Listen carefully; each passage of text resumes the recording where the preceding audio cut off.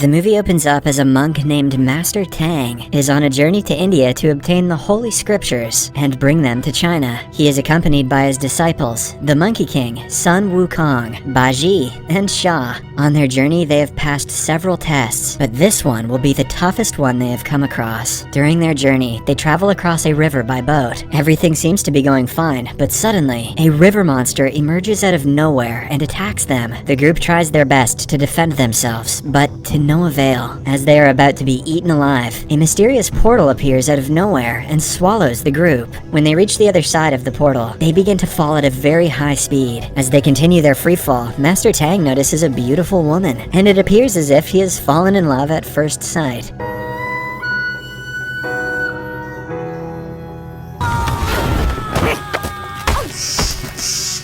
But before the group can decipher their location, the beautiful woman approaches them and inquires if they're men. Tang, who at this point is completely smitten, responds yes, but the woman walks away with only a smile. Shortly after, she arrives at a large kingdom, which is inhabited by only women. From the ministers to the workers, doctors to the librarians, everyone is female. Moreover, the beautiful woman is revealed to be the queen of the kingdom, which they refer to as Womanland. Women are more creative than that. She approaches her servants and tells them about the men she encountered, but none of them believe her. It appears as if the kingdom has been isolated from the outer world, and hence, no one has ever seen a man in their lifetime. The queen continues telling her servants that she came across some men, but instead of believing her, they begin to suspect that she has become ill. Following that, they take out an ancestral book, which states that men are poisonous. However, its explanation is incomplete, because some parts of the book are missing. Just then, the kingdom's empress walks in and confronts everyone. She is the one who raised the queen and is in charge of the entire place. When she hears the rumors that some men have invaded their sacred sanctity, she orders her girls to find them. On the other hand, Master Tang, Wukong, and Sha are looking for directions in the forest, while Baji comes across a treasure, a group of girls. He spies on them bathing in the river, because no movie like this would ever be complete without a bathing in the river scene, and he becomes excited. In the heat of the moment, he also transforms himself into a masculine man and approaches them. However, the girls capture and punish him, causing him to revert to his original avatar. Meanwhile, Wukong, Tang, and Sha are apprehended by a group of female soldiers. Master Tang forbids his disciples from using any violence and tries to defuse the situation peacefully, but the enraged women take them to their kingdom to receive punishment. This is when they finally realize that they have entered the kingdom of women, a kingdom where men do not exist. After reaching the kingdom's palace, they meet the woman they met before and realize that she's actually the queen. Then comes an elderly woman who displays an ancestral book in which a monk, a monkey, a pig, and a blue-skinned bruiser are mentioned. In the book, it turns out that the arrival of the monk and his disciples had already been predicted. Based on the prediction, this would bring destruction to this kingdom.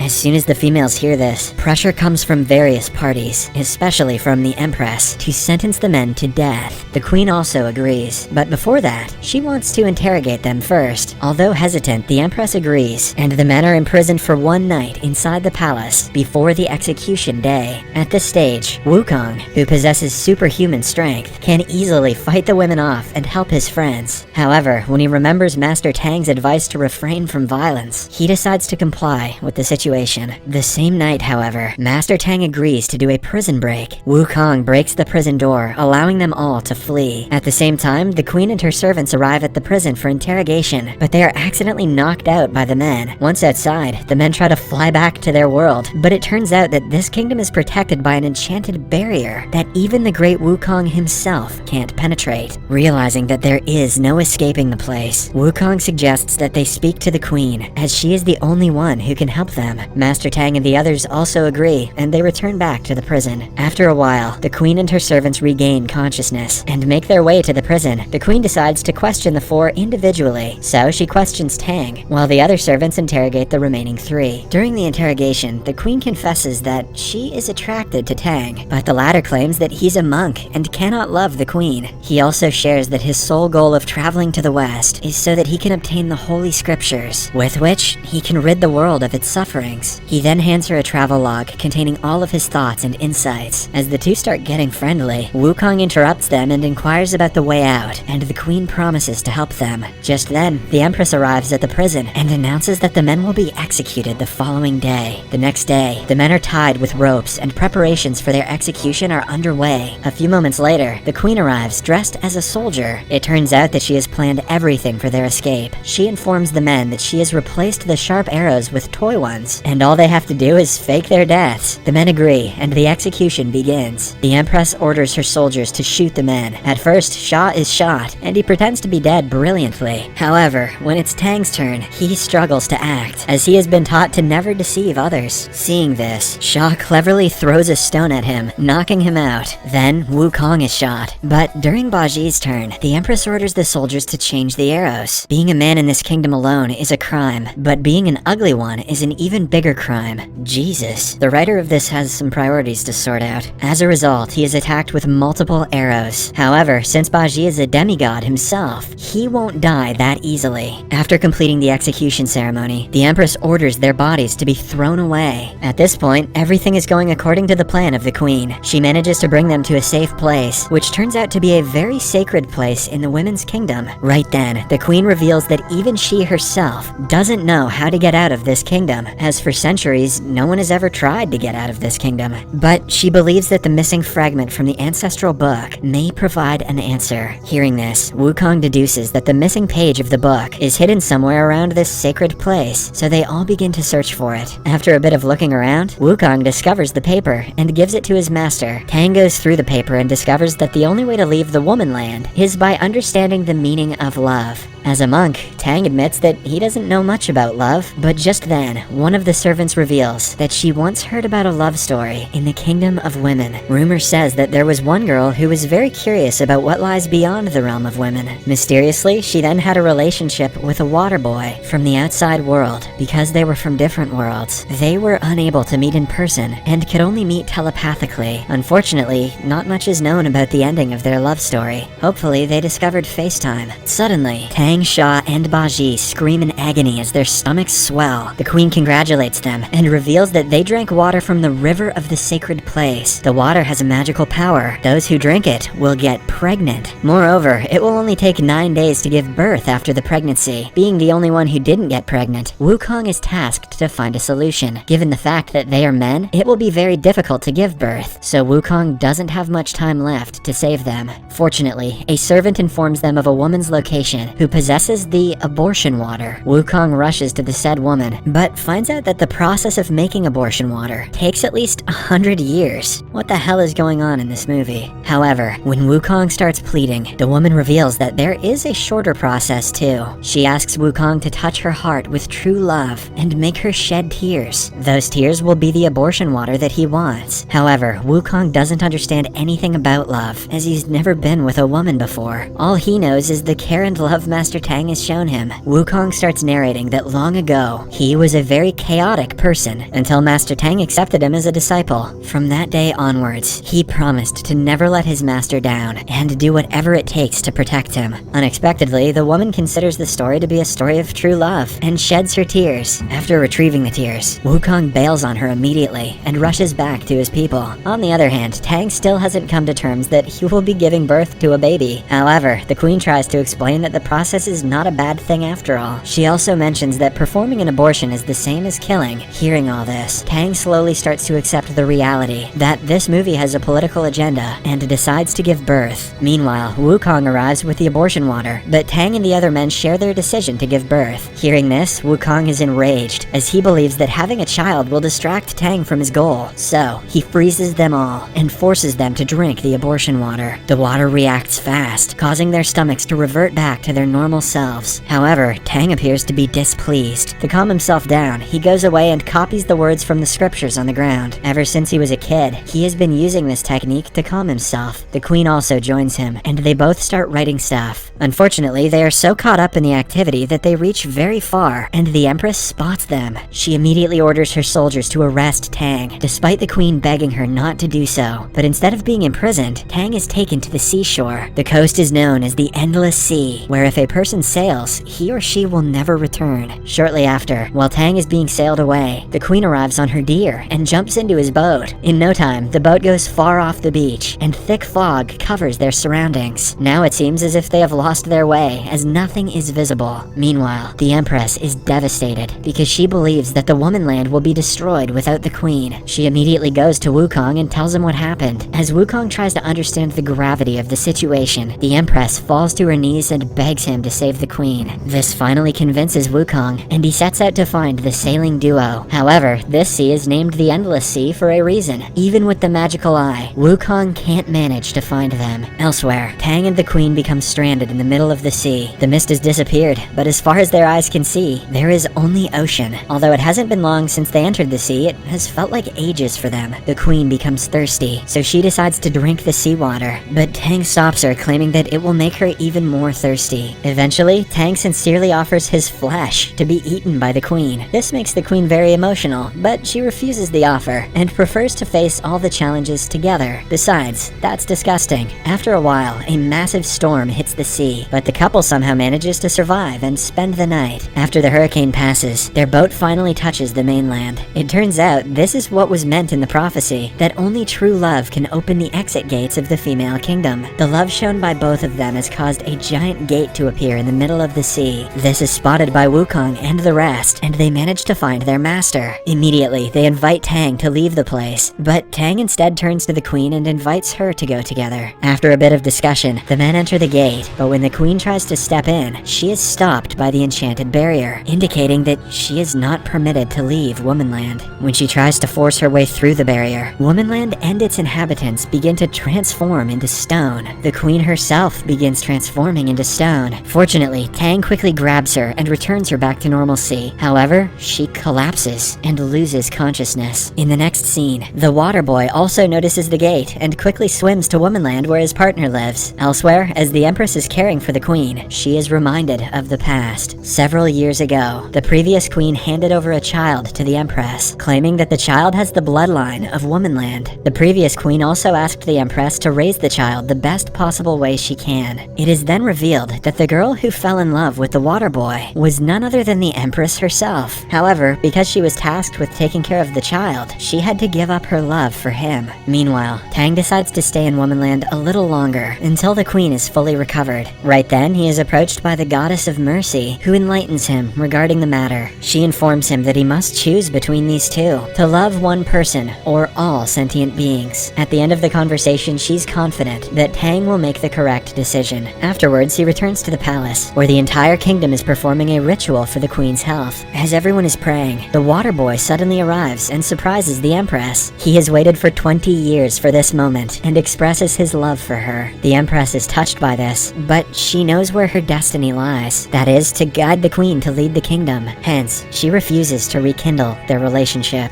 Oof, the water boy deserved better. This enrages the water boy, and as a result, he decides to destroy the kingdom. Oh, I guess he didn't deserve better. At first, he kidnaps Tang and the Queen, but the amazing Monkey King immediately saves them. When his first attempt fails, the water boy transforms into a devil and starts attacking the kingdom. Wukong, Sha, and Baji team up to stop him, but all in vain. Soon, the water boy transforms into an even bigger form and begins drowning the kingdom. This destroys Womanland, and all the women fall into the sea. Witnessing such devastation, Master Tang, who is also drowning, enters a meditation state and prays to Lord Buddha to save the people. Surprisingly, the Lord hears his prayers and appears. He saves the drowning women and punishes the water boy for his misdeeds. Finally, the storm passes by, and life in Womanland becomes normal again. After a lot of enlightenment, Master Tang has finally made up his mind to carry out his duty and continue his mission. With a heavy heart, the Queen accepts his decision and also accepts her destiny to lead this women's kingdom. Finally, the four men wave a final goodbye to the Queen and set off on their journey to the west.